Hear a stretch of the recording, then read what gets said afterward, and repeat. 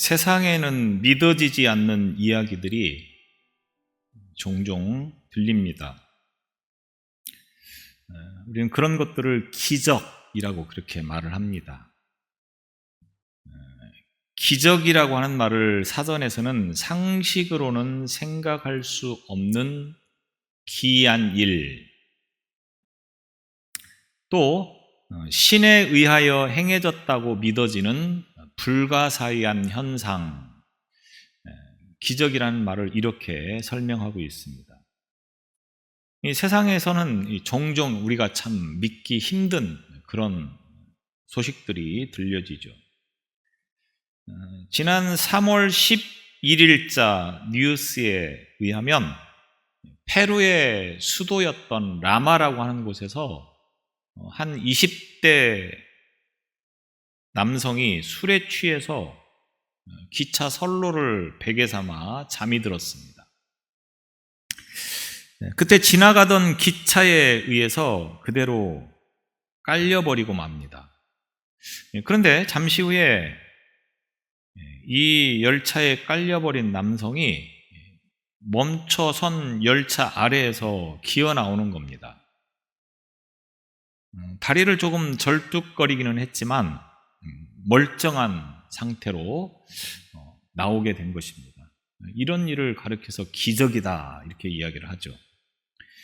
지난 2월 6일 오후 8시 20분경에 경기도 포천시 이동면 여우고개 정상 인근에서 70대 남성이 운전하던 차량이 눈길에 미끄러지면서 40m 낭떠러지로 떨어지게 되었습니다. 차량은 계곡 바닥에 멈춰 서게 됩니다. 그런데 이 차 안에서 운전자가 극적으로 목숨을 구할 수 있었는데 정신을 차린 이 운전자가 직접 119에 구조 신청을 해서 구조대에 의해서 안전하게 구조되었다고 전해집니다. 세상에는 이와 같이 참 믿을 수 없는 그런 일들이 종종 일어납니다. 이와 같은 일뿐만 아니라 어려운 상황들을 극복하고 이기면 기적이다 이런 표현을 쓰게 되었습니다. 종종 스포츠 소식에 보면 아무리 생각해도 꼴찌할 것 같은 팀이 우승을 하거나 상당히 높은 순위에 위치하게 되어지면 기적이다 이렇게 표현을 쓰는 경우들도 우리가 보게 되었습니다. 그런데 성경에는 정말 믿어지기 힘들 만큼의 이야기들이 가득 차 있죠. 그래서 그 기적 같은 내용들이 성경 안에는 수없이 많이 담겨져 있습니다. 그리고 그 기적의 정점에는 부활이라고 하는 사건이 있습니다. 예수님께서 십자가에 못 박혀서 죽으시고 그리고 장사된 지 사흘 만에 다시 살아나셨다. 그날을 우리는 부활주일이다, 부활절이다 이렇게 이야기를 합니다. 죄와 죽음을 물리치고 그리고 살아나신 그 예수님의 부활을 오늘도 우리가 이렇게 감사하며 영광을 돌리고 있습니다. 예수님의 이 부활은 하나님의 아들이라고 하는 이 예수의 주장을 입증해 주는 사건이 되어지는 것입니다. 그래서 우리의 기독교 신앙의 어떤 기초를 제공하는 것이죠. 우리가 이 기독교, 예수를 믿는 가장 중요한 이유는 예수님께서 부활하셨다고 하는 것에 있습니다. 그리고 이 부활이 오늘 저와 여러분에게 주어지는 소망이라고 하는 것입니다. 그러니까 예수님께서 부활하셨던 것처럼 우리도 부활할 것이다라고 하는 것을 우리는 믿고 예수님을 믿는 것입니다. 만약 이 예수님의 부활을 믿지 못한다고 하면, 그래서 나도 부활할 것이라고 하는 이것을 믿지 못한다고 하면 우리는 이 예수를 믿을 이유가 하나도 없는 것이고 예수를 믿는 것처럼 어리석은 일이 없을 수도 있는 것입니다. 세상의 종교와는 분명히 차원이 다른 것들을 늘 말씀하면서 우리로 하여금 예수님을 믿으라고 말씀을 하고 있는데, 이 세상에서 추구하는 그러한 가치들과는 전혀 다른 그러한 것들을 우리에게 제시해주고 있는 것이죠. 그런데 이 예수님의 부활에 대해서 제대로 믿지 않고 있다가 부활하신 주님이 직접 그를 만나주시고 손과 옆구리에 상처를 보여주시고 나서야 나의 주, 나의 하나님이라고 고백을 하면서 그분의 부활을 믿었던 도마 이야기를 우리가 오늘 본문을 통해서 보게 되어집니다. 이 사건 이후로 도마에게는 하나의 별명이 생겼습니다. 그것은 의심 많은 도마라고 하는 것입니다. 대부분 오늘 이 본문의 말씀을 통해서 도마의 믿음 없음을 말하는 주제로 하여서 예를 들기도 하고 또 설교를 하는 경우들을 많이 볼 수 있습니다. 그런데 냉정하게 한번 우리가 생각을 해볼 필요가 있습니다. 과연 이 이야기가 단순히 도마 한 사람의 믿음 없는, 의심 많은 그러한 이야기를 전하고 있는 것인가? 솔직하게 사람이 죽었다가 다시 살아났다 라고 하는 것을 믿을 수 있는 사람이 얼마나 되겠습니까? 오늘 여러분들은 예수님의 부활, 죽었다가 사흘 만에 살아났다, 이 이야기를 듣는 순간 바로 믿습니다, 이렇게 반응하셨습니까?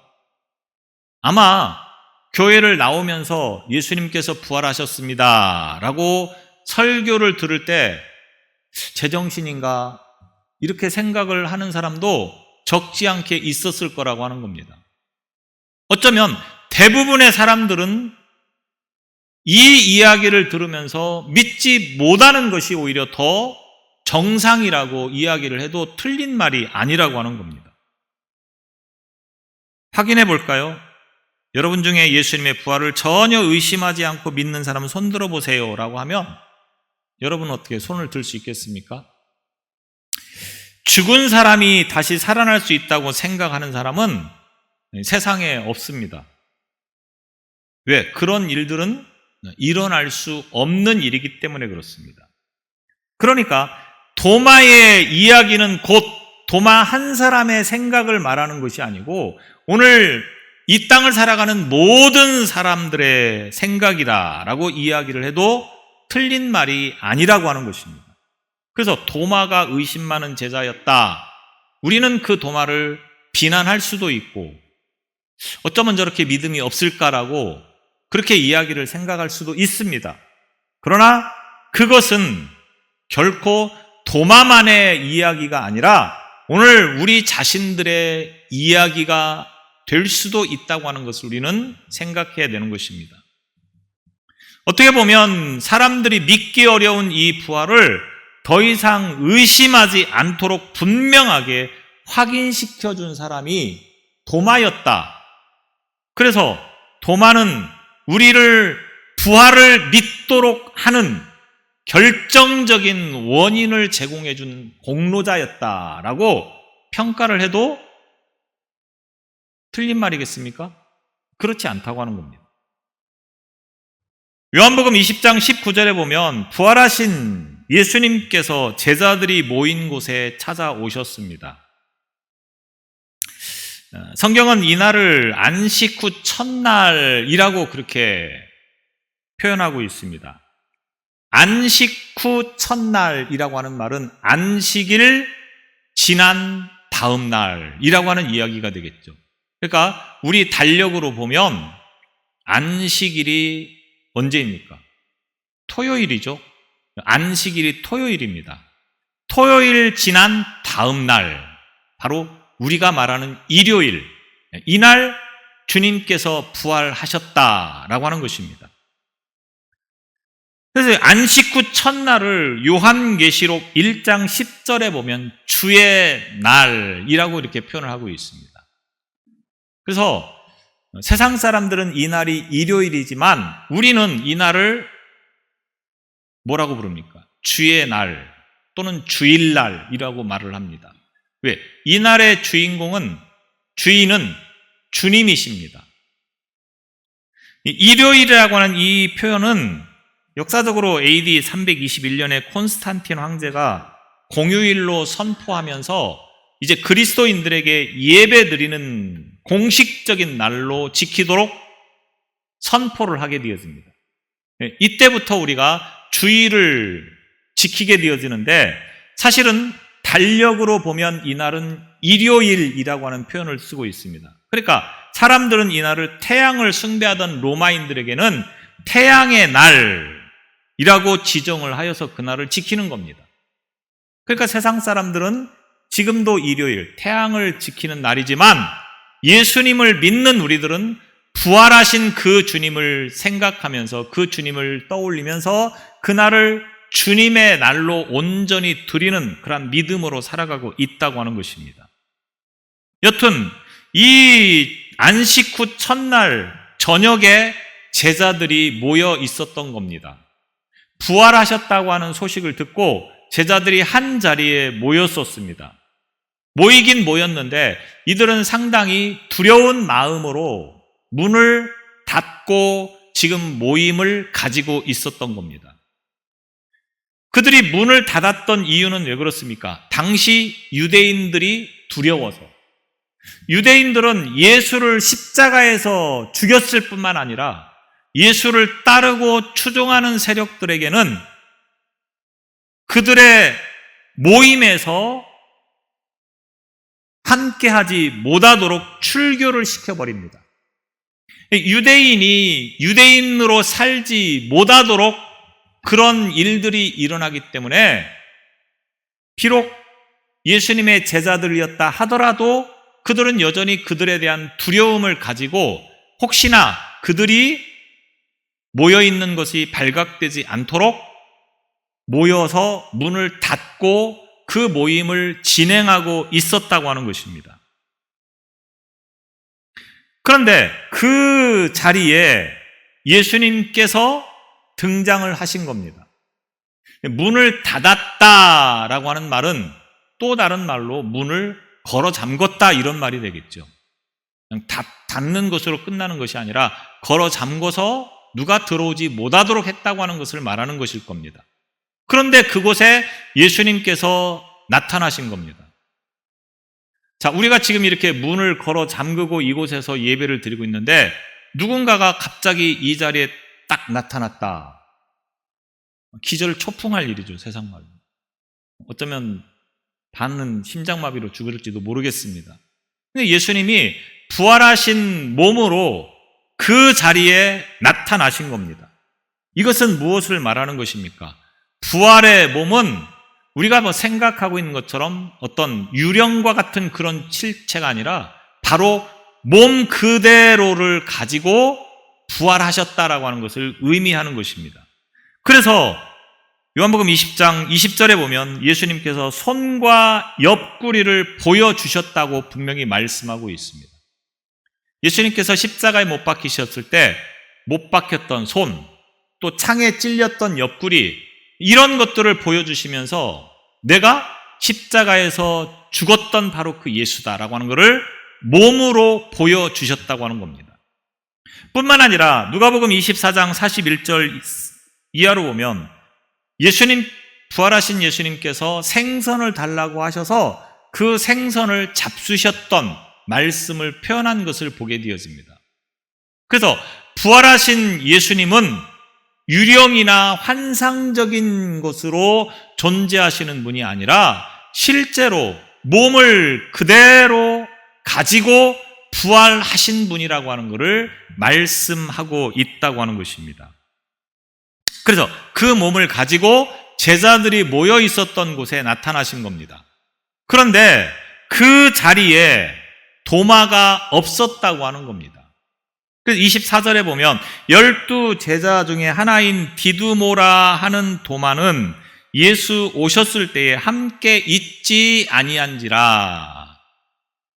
다른 제자들은 다 모여 있었는데 도마는 그 자리에 참석하지 않았다. 이렇게 이야기를 하고 있습니다. 왜 도마는 제자들이 모여 있었던 그 자리에 참석하지 않았을까? 부활하셨다고 하는 소식을 듣고 다른 제자들이 지금 모여 있는데 왜 그 자리에 함께하고 있지 않았을까? 도마라고 하는 이 이름은 아람어입니다. 아람어. 우리가 알고 있는 도마라고 하는 이름은 아람어. 그런데 이 도마에 다른 이름이 있는데 그 이름은 디두모라고 하는 이름입니다. 이 디두모라고 하는 이름이 바로 헬라어입니다. 헬라어. 그런데 도마나 디두모라고 하는 그 이름의 뜻은 쌍둥이라고 하는 뜻을 가지고 있는 것입니다. 그래서 도마가 쌍둥이였다라고 하는 성경 구절이 어디에도 나타나지 않습니다. 그런데 이름의 뜻을 보면 이 도마는 쌍둥이였다라고 하는 겁니다. 물론 다른 쌍둥이 형제에 대해서도 전혀 언급하고 있는 부분이 없습니다.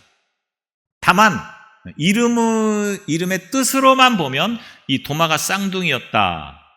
그런데 쌍둥이의 특징이 있는데 이 쌍둥이들은 다른 아이들에 비해서 시기나 질투심이 많다라고 그렇게 이야기를 합니다. 심하다고 합니다. 그래서 쌍둥이를 보면 옷도 똑같이 입힙니다. 먹는 것도 똑같이 먹입니다. 물론 그 의미가 다를 수도 있겠지만 쌍둥이들은 서로 다른 그런 것들을 보면서 시기하고 질투할 수 있기 때문에 똑같은 옷을 입히고 똑같이 먹이고 그렇게 키운다고 하는 거죠. 여튼 도마가 그런 성격이었을 것이다 라고 그렇게 이야기를 합니다. 사복음서에 보면 이 제자들 이름이 등장할 때 도마의 이름도 같이 언급이 됩니다. 그런데 공관복음, 그러니까 마태나 마가나 누가복음에는 이름만 언급되어지고 있는데 요한복음에는 이 도마에 관한 이야기가 세 군데 등장을 합니다. 첫 번째, 요한복음 11장에 보면 이 도마의 행적에 대해서 잠깐 언급이 되어지고 있습니다. 요한복음 11장의 내용은 어떤 내용이냐? 죽은 나사로를 살리는 내용입니다. 예수님께서 나사로가 죽어간다고 하는 소식을 들었을 때 곧바로 나사로에게 달려가서 나사로를 고쳐준 것이 아니라 3일 동안을 그곳에 머물러 계십니다. 그러니까 그 사이에 나사로가 죽어버리는 거죠. 3일이 지난 다음에 이 예수님께서 우리가 예루살렘으로 가자 이렇게 말씀을 하십니다. 예루살렘으로 가자 이렇게 말을 했을 때 제자들은 상당히 두려워합니다. 왜? 지금 예루살렘에는 예수를 죽이려고 하는 사람들이 많이 있었기 때문에 자칫 예루살렘으로 갔다가는 죽을 수도 있다고 하는 겁니다. 그런데 도마가 예수님께서 예루살렘으로 가자 하니까 뭐라고 말합니까? 우리도 같이 죽으러 가자 이렇게 이야기를 하는 거죠. 도마가 유일하게 그런 말을 하는 겁니다.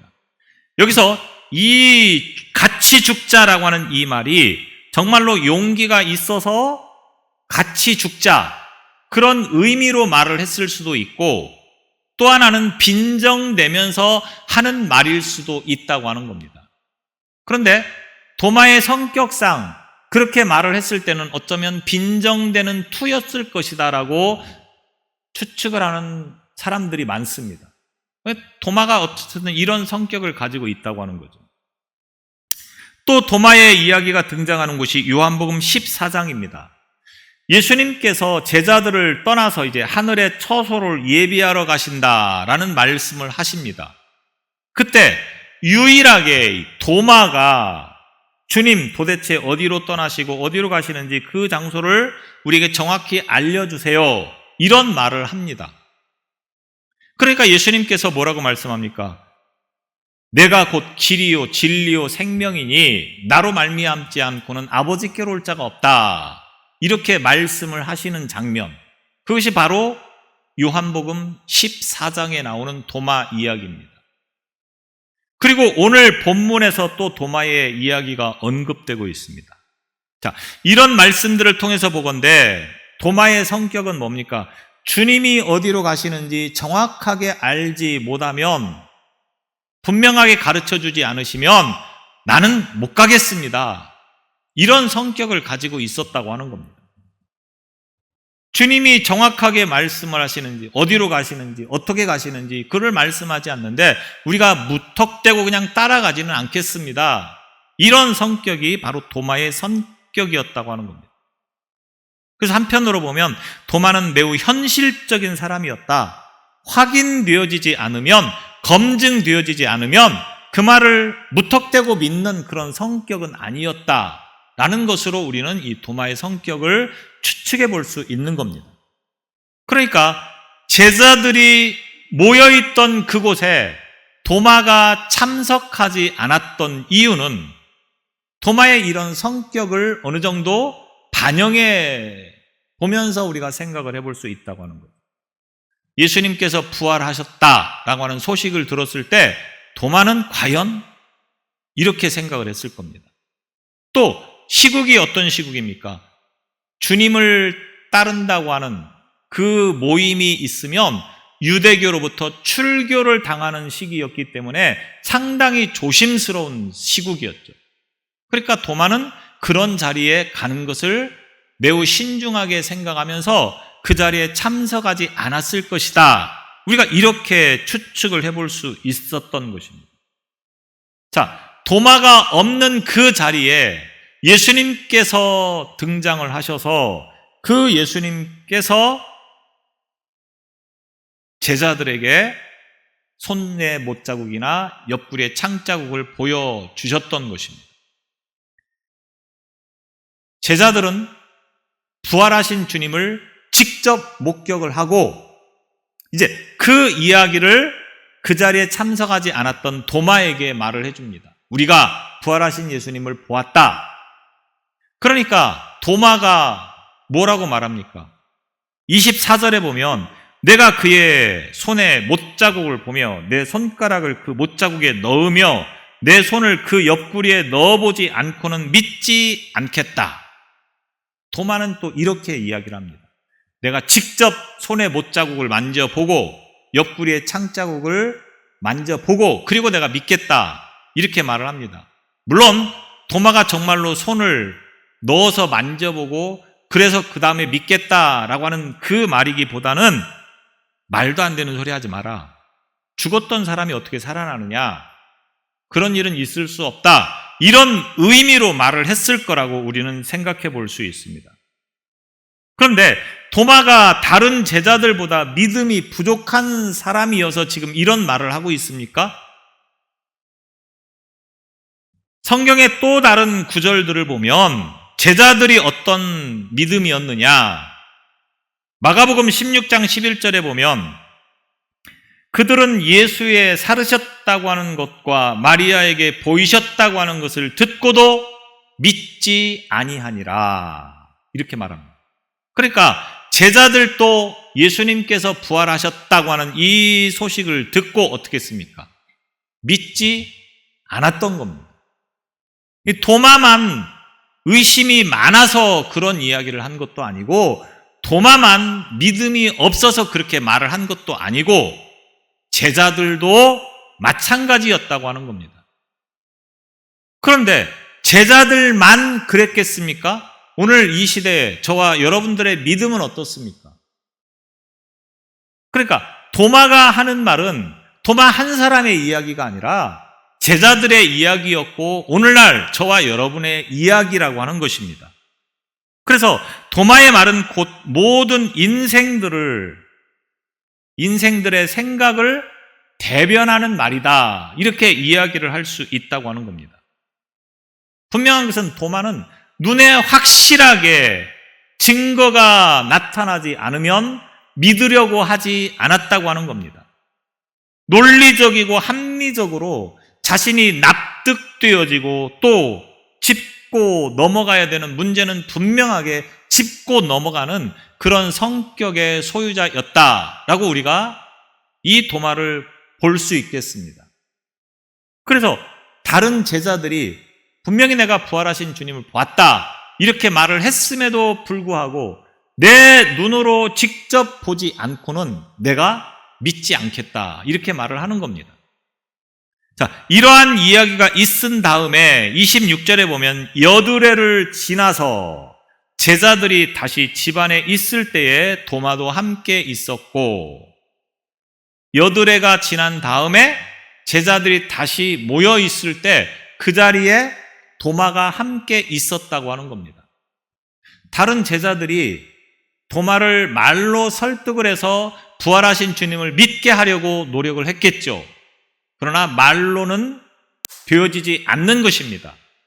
우리가 아무리 현란한 말기술을 가지고 사람들에게 예수님을 전해보십시오. 절대로 그 사람들이 변화되지 않습니다. 믿지 않습니다. 말로 되는 게 아닙니다. 그러나 제자들은 그러면 네가 한 번만 함께 와서 봐라. 그 자리에 한 번만 함께 있어보자. 겨우겨우 이야기를 해서 이제 이 모임이 제자들과 도마가 함께하는 자리가 되었던 것입니다. 그 자리에 주님께서 오셨습니다. 그리고 뭐라고 말합니까? 너희에게 평강이 있을지어다. 26절에 보면 이렇게 말합니다. 부활하신 주님은 가시는 곳곳마다 사람들에게 먼저 평강이 있을지어다 라고 선언하시면서 이제 그 모든 것들을 진행해 나가십니다. 지금 제자들에게 오셔서 너희에게 평강이 있을지어다 이렇게 말씀을 하십니다. 그리고 도마에게 직접 말씀하시는 내용이 바로 27절이 되겠습니다.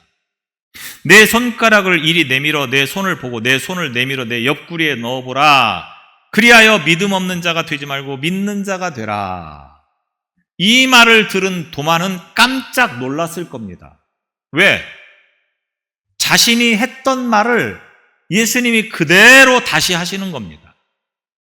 자기가 다른 제자들에게 나는 이렇게 하지 않으면 내가 믿지 않겠다 이런 말을 했는데 그 말을 제자들이 가서 고자질했나? 이렇게 생각을 했을지도 모르겠습니다. 여튼 도마는 예수님께서 하시는 말씀이 그대로 자기가 했던 말을 반복하시는 것을 보며 깜짝 놀라지 않을 수 없었던 것입니다.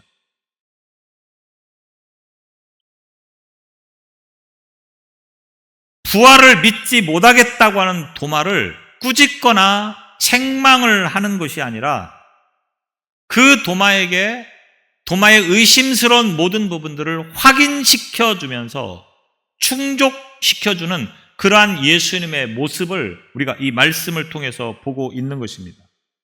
네가 손을 직접 내 손에 못자국을 만져보고 내 옆구리에 창자국을 만져봐라. 그리고 믿은 사람이 되어라. 이렇게 말을 합니다. 그러자 도마가 깜짝 놀랍기도 하면서 뭐라고 선언합니까? 나의 주님이시요 나의 하나님이시니이다. 도마의 신앙 고백인 것입니다. 부활하신 주님 앞에서 그는 꼬꾸라질 수밖에 없었습니다. 굴복할 수밖에 없었습니다. 늘 말씀하셨던 그 말씀처럼 정말로 부활하신 주님을 이 도마는 직접 목격하고 볼 수 있었던 겁니다. 그런데 이 말씀을 통하여서 도마가 예수님의 못자국과 창자국을 만져보지 않았다고 하면 부활을 부인하는 사람들은 얼마든지 말할 수 있습니다. 그들이 만들어낸 이야기다. 그들이 꾸며낸 이야기다.